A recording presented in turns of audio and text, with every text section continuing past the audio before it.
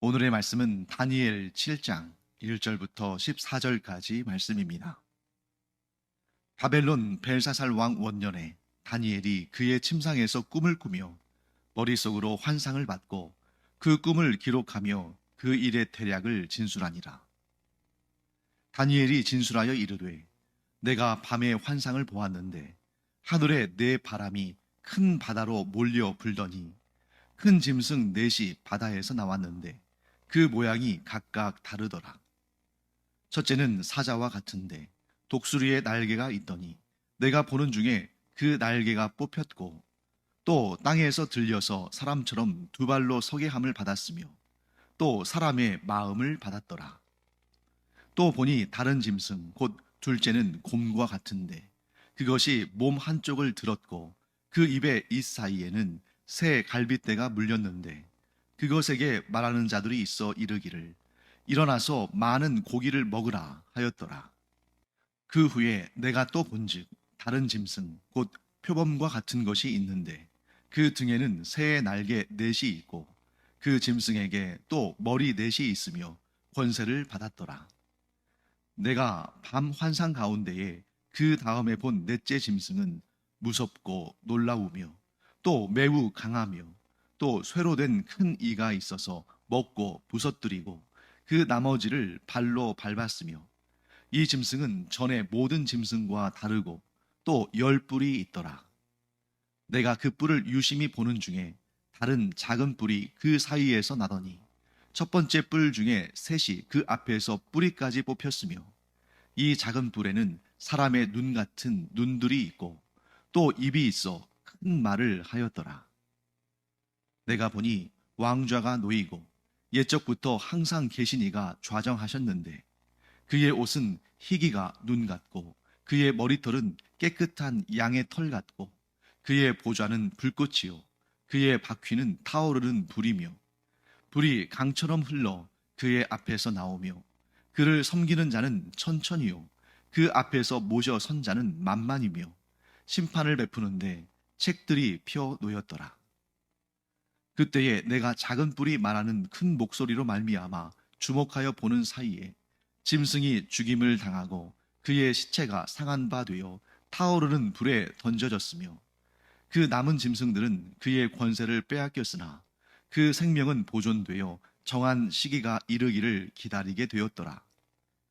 내가 또 밤 환상 중에 보니 인자 같은 이가 하늘 구름을 타고 와서 옛적부터 항상 계신 이에게 나아가 그 앞으로 인도되매 그에게 권세와 영광과 나라를 주고 모든 백성과 나라들과 다른 언어를 말하는 모든 자들이 그를 섬기게 하였으니 그의 권세는 소멸되지 아니하는 영원한 권세요 그의 나라는 멸망하지 아니할 것이니라.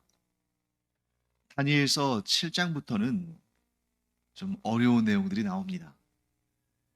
우리 앞부분 다니엘서의 전반부 1장부터 6장까지는 역사적인 이야기, 또 다니엘이 또 느부갓네살 왕의 꿈을 해석해주고 벨사살 왕이 본 그 글씨들을 해석하고 이러한 역사적인 이야기들이 등장한다면 다니엘서의 후반부 7장부터 12장까지는 다니엘이 하나님께서 보여주시는 환상을 보고 그것을 기록하고 그 뜻을 또 전달받는 그런 내용들이 기록되어 있는데 환상을 기록하고 그 환상의 의미를 설명하는 것이기 때문에 굉장히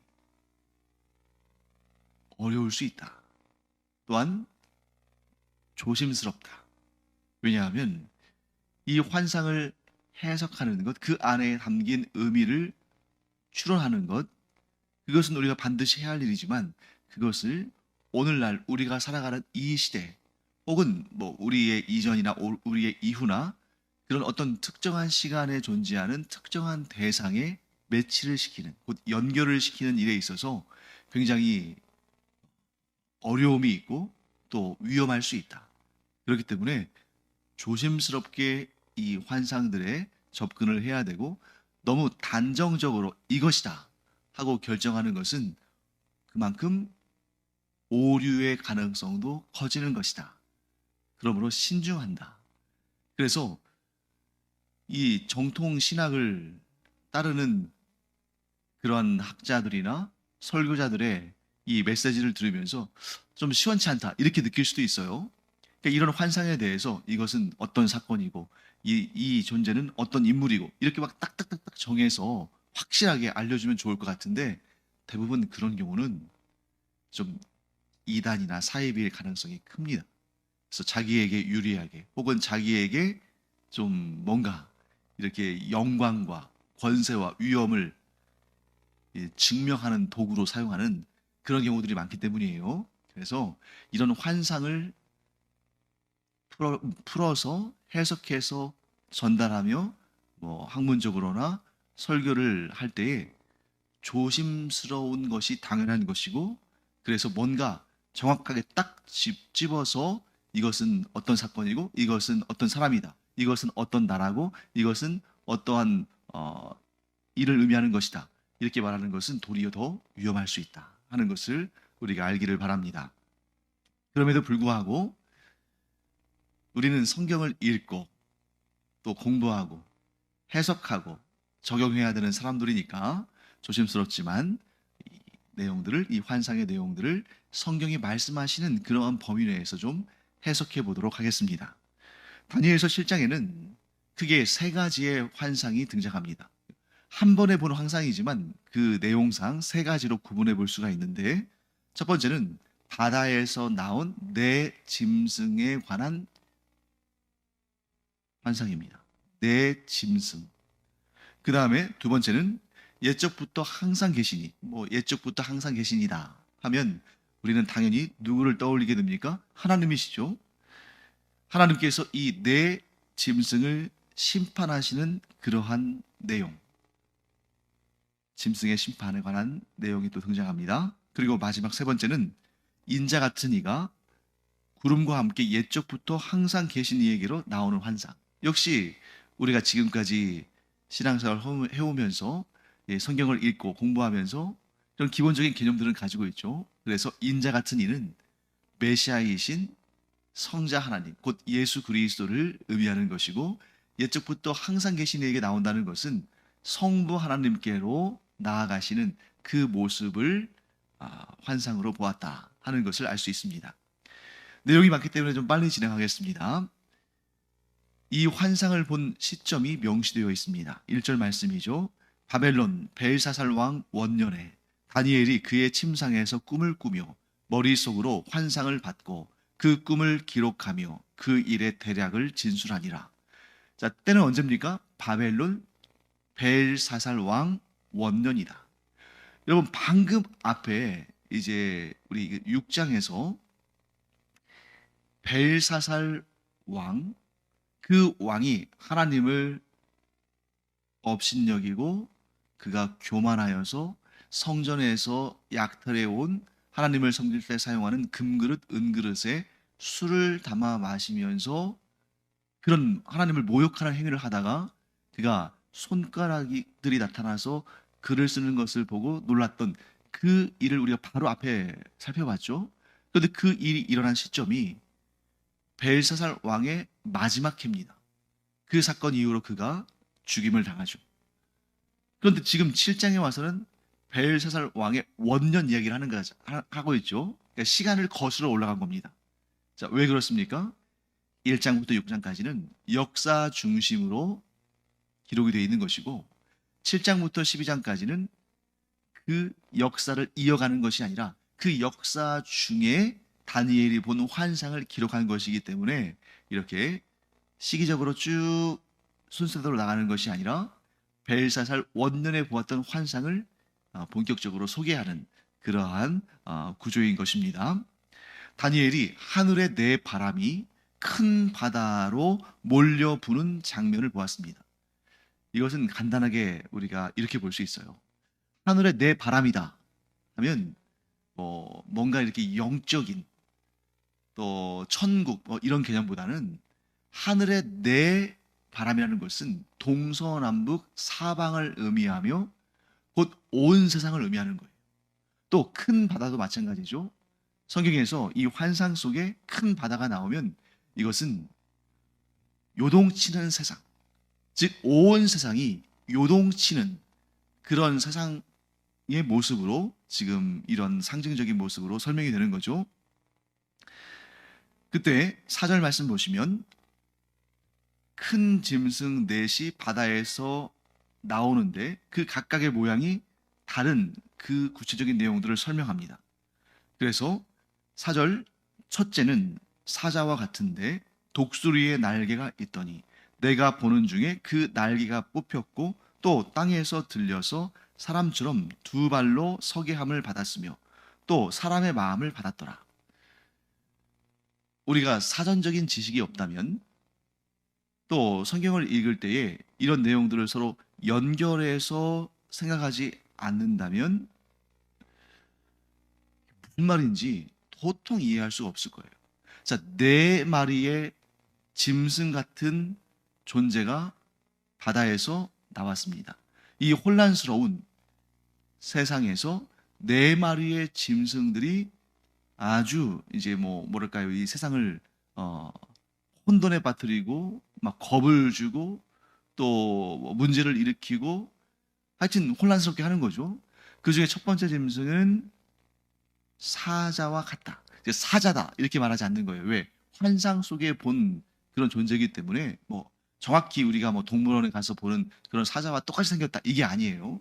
이건 환상이기 때문에 환상은 우리가 알고 있는 형체와 비슷할 수 있지만 그러나 그것보다 더 중요한 것은 무엇입니까? 그 안에 담긴 상징적인 의미죠.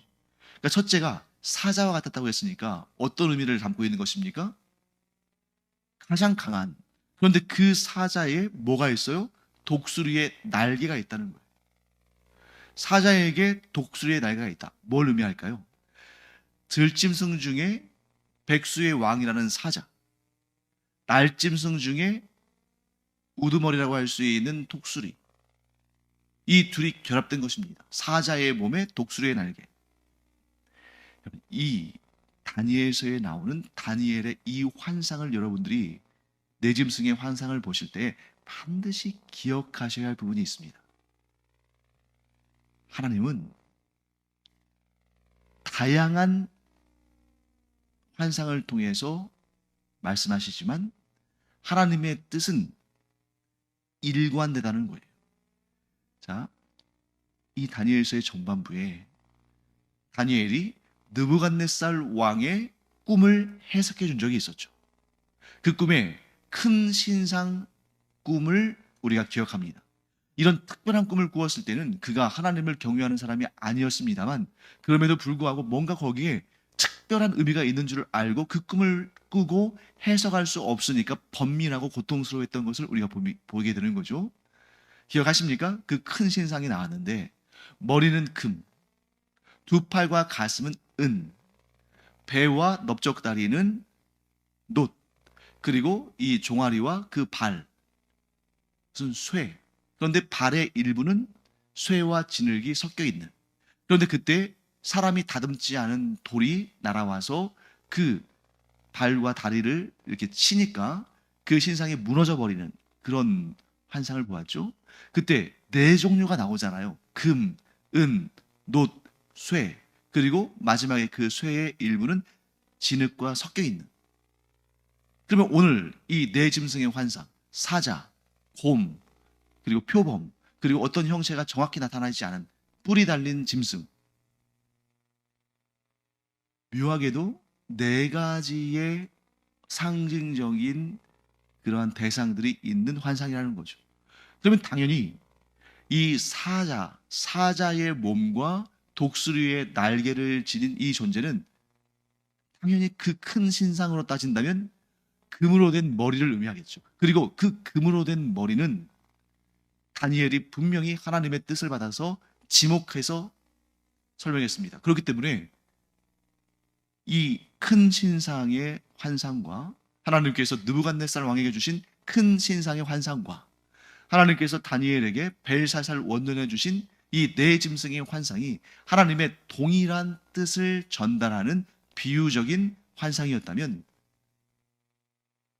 큰 신상의 금으로 된 머리와 다니엘이 본 그 환상 속에서 이 사자의 몸과 독수리의 날개를 지닌 이 짐승은 같은 존재가 되는 거죠. 그러면 그게 무엇입니까? 느부갓네살로 대표되는 바벨론이죠. 바벨론이 얼마나 권세가 강하고 얼마나 강합니까? 그래서 결국 유다 왕국을 멸망시키고 여호와 하나님의 예루살렘 성전도 파괴했잖아요. 또 이스라엘의 역사상 이스라엘이 여러 번 다른 나라에게 전쟁에서 지고 나라도 뺏기고 정복당했습니다만 이스라엘 역사상 가장 고통스러운 패배, 가장 절망적인 그러한 그들의 생각을 끌어냈던 그런 존재가 바벨론이었죠. 그래서 요한계시록에서도 그 당시에는 존재하지도 않은, 요한계시록이 기록될 때는 존재하지도 않은 그 바벨론을 하나님의 백성들을 괴롭히는 가장 악하고 저주스러운 그러한 존재로 묘사하고 있는 거죠.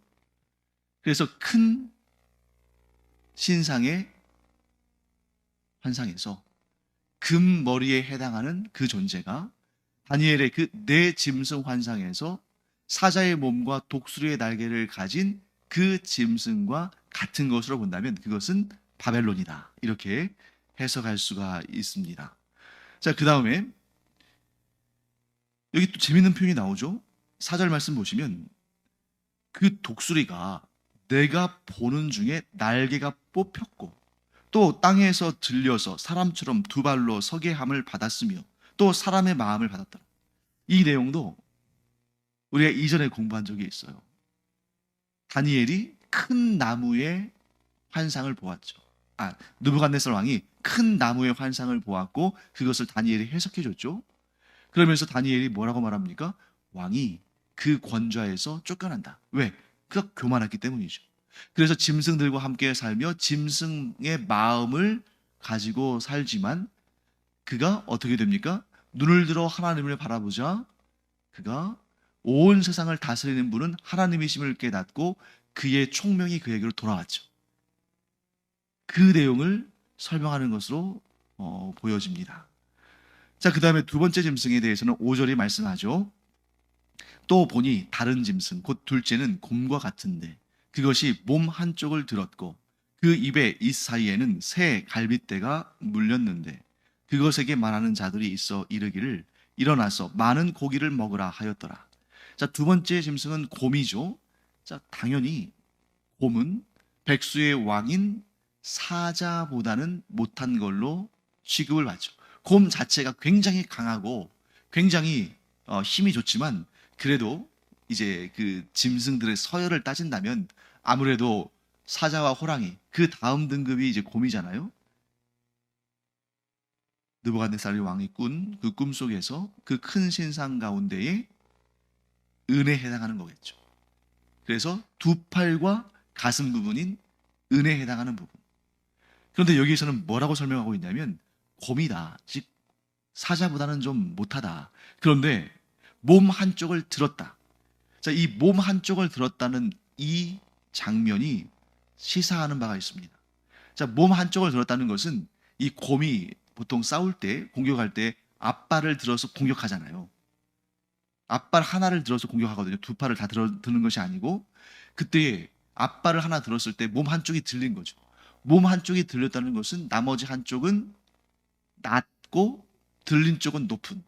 그래서 이 곰이 몸 한쪽을 들었다는 것은 공격 자세를 취한 것이고 그래서 이 곰이 사자를 공격해서 무너뜨리는 그런 장면을 묘사한 것이고 또 몸 한쪽이 들렸다는 것은 이 한쪽이 다른 쪽보다 높다는 것인데 두 나라가 함께 일어섰다가 한쪽이 더 창대해지고 다른 한쪽은 소멸하는 그러한 장면을 묘사한다고 볼 수 있는 것이고 그렇다면 이 나라는 메대와 바사 곧 메대와 바사 연합국을 의미하는 것이고 이 나라가 바벨론을 멸망시켰지만 그러나 얼마 가지 못해서 메대는 바사에 흡수되어 버리는 그래서 이 바사 곧 페르시아가 이제 전체를 차지하게 되는 그러한 역사로 상징적으로 해석할 수가 있다고 봅니다. 그 다음에 세 번째 짐승을 볼까요? 6절 말씀입니다. 그 후에 내가 또 본즉 다른 짐승 곧 표범과 같은 것이 있는데 그 등에는 새의 날개 넷이 있고 그 짐승에게 또 머리 넷이 있으며 권세를 받았더라.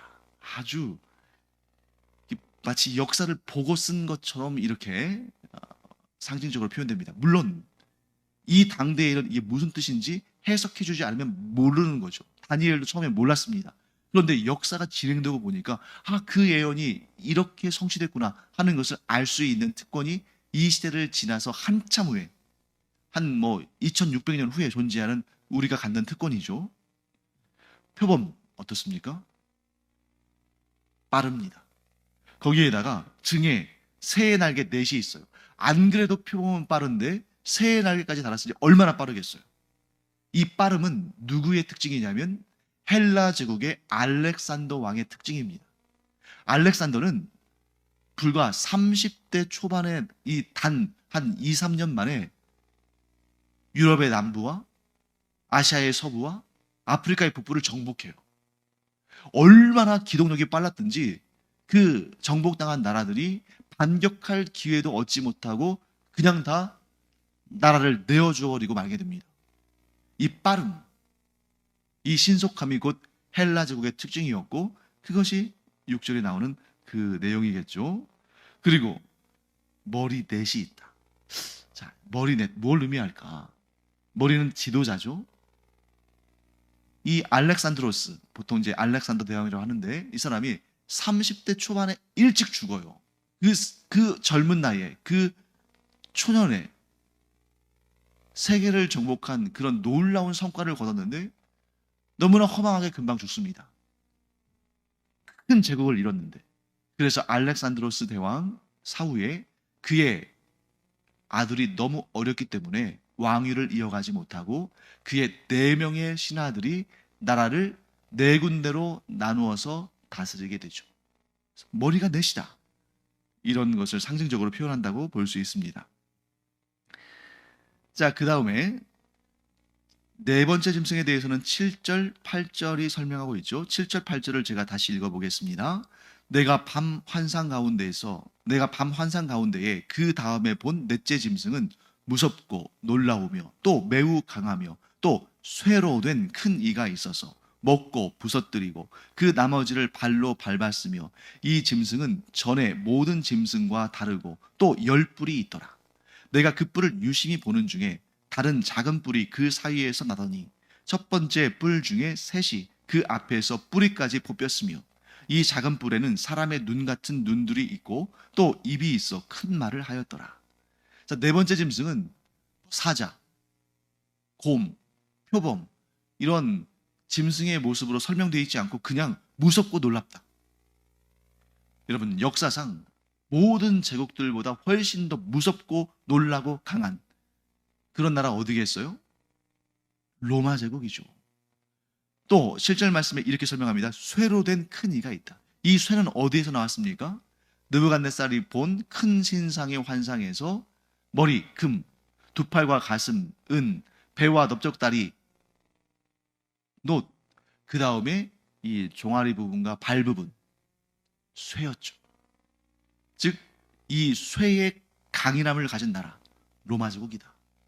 그 다음에 여기에서 10뿔이 있었다. 다른 나라들, 예를 들면 그 앞에 설명한 바벨론, 메데, 바사, 또 헬라 이런 것과는 좀 다른 특징이잖아요. 10뿔이다. 여기서 이 열이라는 숫자는 이 완전수 가운데 하나죠. 많다는 거예요. 꼭 10개만 의미하는 것이 아니라 열이라는 숫자는 많은. 그래서 이 10뿔을 무엇으로 해석할 수가 있냐면 로마를 이끌어간 그 많은 황제들을 의미한다고 볼 수 있고요. 다니엘이 이 뿔을 유심히 보는 중에 다른 작은 뿔이 그 사이에서 났는데 첫 번째 뿔 중에 셋이 그 앞에서 뿌리까지 뽑혔다. 이 뿔은 나중에 나온 뿔은 작은 뿔이에요. 그런데 그 앞서 있었던 뿔 중에 셋을 뿌리까지 뽑을 정도로 아주 강력한 힘을 가진 것입니다. 그런데 이 작은 뿔에 사람의 눈 같은 눈들이 있고 또 입이 있어 큰 말을 하였더라. 이게 뭐냐면 이 사람의 눈 같은 눈, 또 입에서 큰 말이 나오는 것, 이것은 뭘 상징하냐면 교만함, 하나님을 대적하는 교만함을 의미하는 거죠. 즉, 이 작은 뿔이 무엇을 의미하느냐? 그것은 적그리스도를 의미한다라고 볼 수 있는 것이죠. 그래서 수많은 황제들이 로마 제국에서 존재했지만 하나님을 대적하는 아주 강력한 적그리스도가 그 가운데서 나타날 것이다 하는 것입니다. 그래서 어떤 사람들은 이 적그리스도를 요한계시록에 나오는 666으로 해석하기도 하고, 그래서 그 666을 이제 게마트리아 숫자를 가지고 뭔가 상징적인 그러한 문자를 만들어내는 그러한 방식으로 볼 때 그게 네로 황제다 이렇게 해석하는 사람도 있죠. 만약에 그 작은 뿔이 네로 황제를 상징하는 거라면 그 작은 뿔은 이미 등장한 것입니다. 그런데 그 작은 뿔이 아직 등장하지 않았을 수도 있죠. 하지만 분명한 사실은 무엇입니까? 그 작은 뿔이 의미하는 것은 하나님을 대적하여 교만하게 자기 자신을 높이는 적 그리스도를 상징하는 것이다 하는 것만은 분명한 사실입니다. 자, 그 다음에 이제 9절부터 12절까지는 옛적부터 항상 계시니가 이 짐승들을 심판하시는 그런 환상을 보게 됩니다. 자, 옛적부터 항상 계시던 이 누구겠어요? 당연히 성부 하나님이시죠. 성부 하나님에 대한 묘사가 9절, 10절 이렇게 나오는데요. 특히 10절 말씀에 우리가 주목해 봐야 됩니다. 불이 강처럼 흘러 그의 앞에서 나오며 그를 섬기는 자는 천천히요 그 앞에서 모셔 선 자는 만만이며 심판을 베푸는데 책들이 놓였더라. 하나님께서 어떤 분이셔요? 심판을 베푸시는 분이시다. 그러니까 이 네 짐승이 아무리 강하고 아무리 권세가 힘이 있어도 하나님의 심판을 벗어날 수 없다는 거예요. 자, 거기에서 책들이 놓였다. 뭘 의미할까요?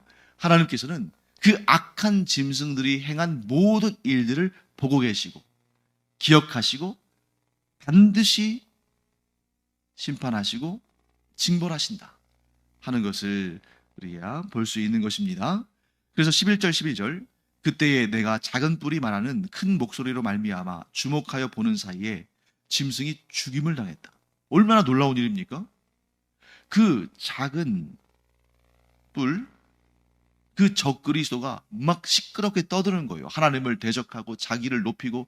그런데 그 말을 들으면서 이렇게 있는데, 아니 무슨 이렇게 소리소문 없이 그냥 그 짐승이 죽어버려요. 뭘 의미할까요?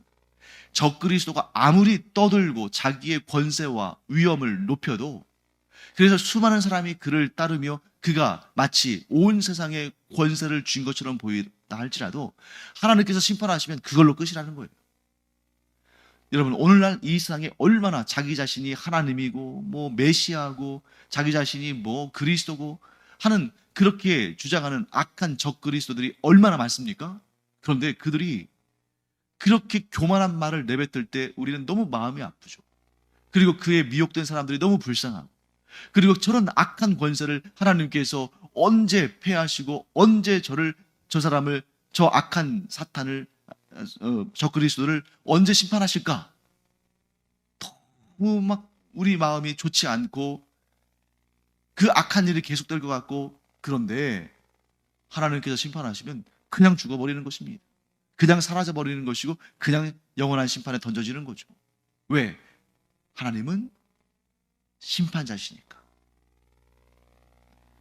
12절 말씀 볼까요? 그 남은 짐승들은 그의 권세를 빼앗겼으나 그 생명은 보존되어 정한 시기가 이르기를 기다리게 되었더라. 이 짐승의 우두머리는 하나님의 심판에 이미 패했어요. 예수 그리스도의 십자가의 사역으로 이미 그들은 패했습니다. 그럼에도 불구하고 정한 시기, 어떤 때겠어요?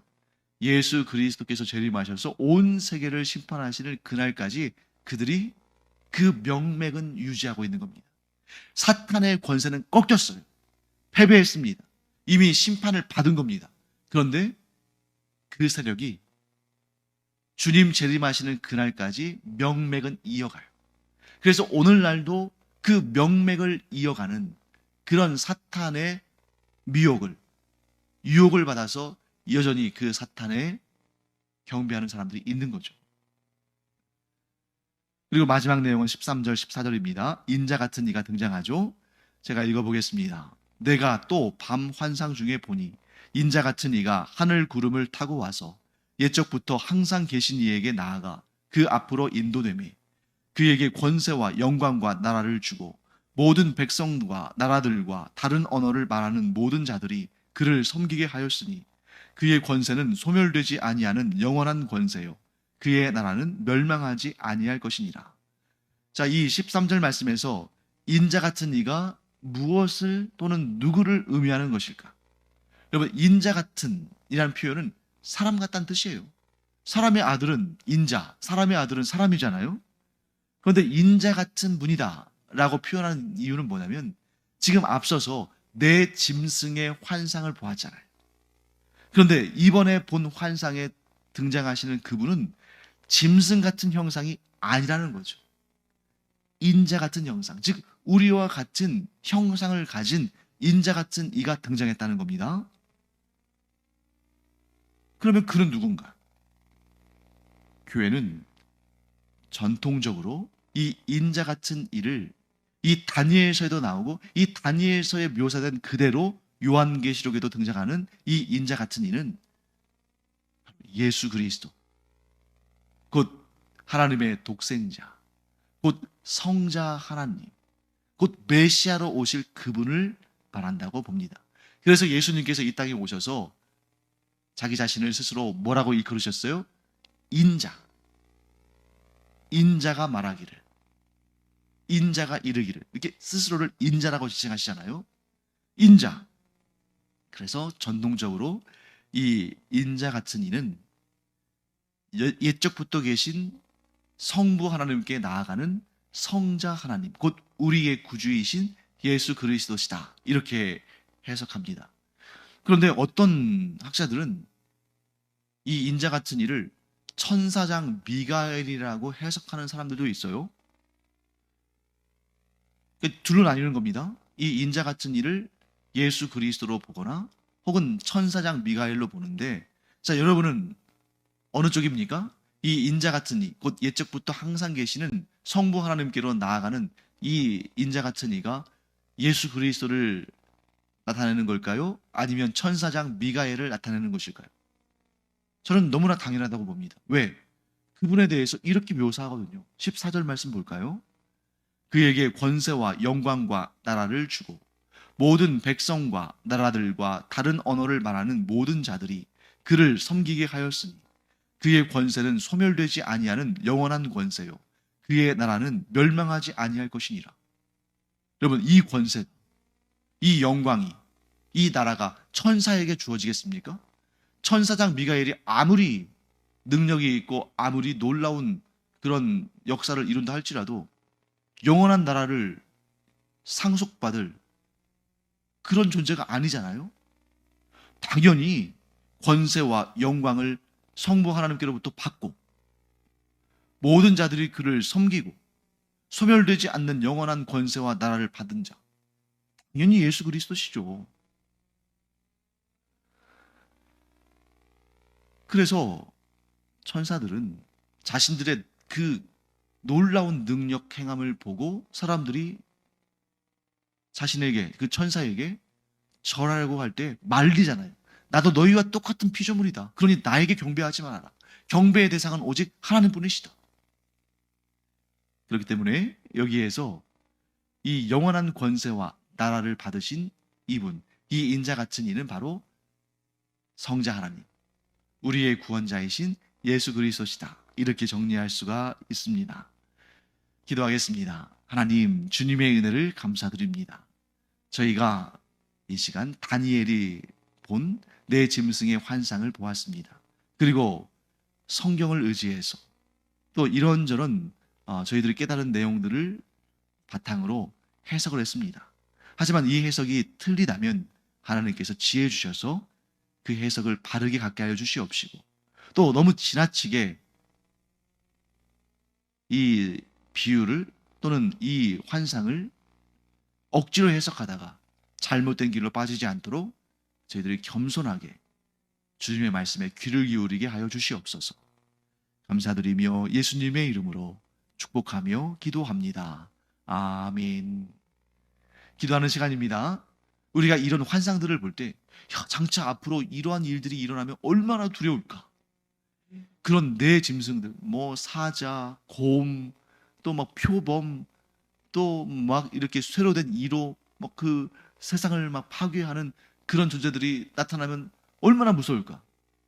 예, 무서울 수 있죠. 그러나 여러분 걱정하지 마세요. 왜냐하면 우리는 그 내 짐승으로 상징되는 그러한 무시무시한 세력들을 심판하시고 영원한 멸망에 던지시는 하나님의 자녀들 아닙니까? 하나님께서 이 모든 것들을 심판하시고 다스리시는데 하나님의 자녀들인 우리가 걱정하고 염려할 필요 없죠. 막연한 두려움 가져서는 안 됩니다. 왜? 우리는 하나님의 자녀니까. 하나님께서 그의 자녀들을 반드시 지키시고 보호하시고 영원한 생명과 영원한 영광을 주실 줄 믿습니다. 기도하겠습니다.